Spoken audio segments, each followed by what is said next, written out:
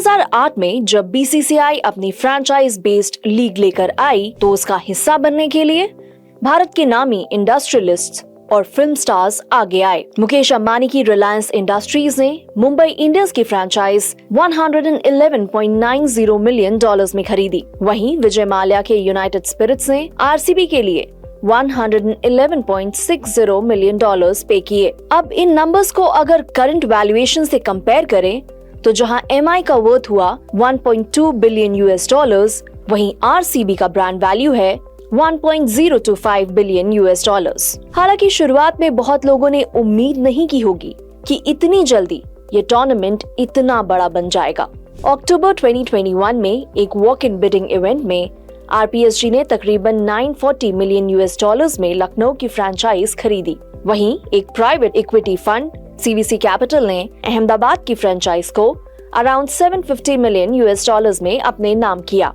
आरपीएसजी की बोली बीसीसीआई के $270 मिलियन के बेस प्राइस से तकरीबन 250% ज्यादा थी।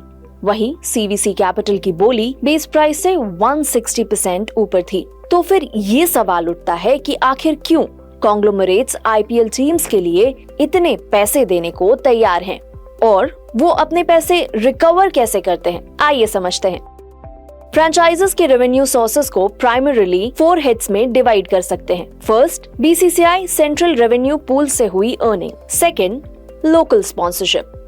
Third, gate revenue.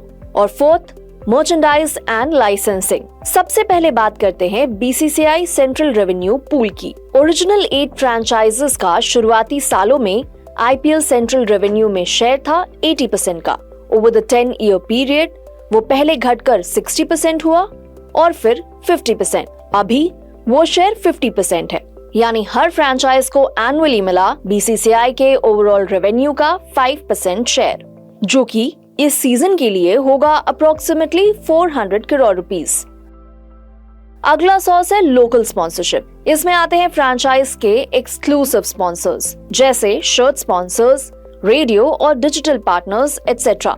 फिर आते हैं गेट रेवेन्यू पर। स्टेडियम के टिकट सेल से हुए रेवेन्यू का तकरीबन 80% डोमिसाइल फ्रैंचाइजेस के पास जाता है। इसके अलावा फ्रैंचाइजेस की मैच डे फूड और बेवरेज सेल से भी अर्निंग होती है। ये टोटल अमाउंट हुआ तकरीबन 35 करोड़ रुपीस।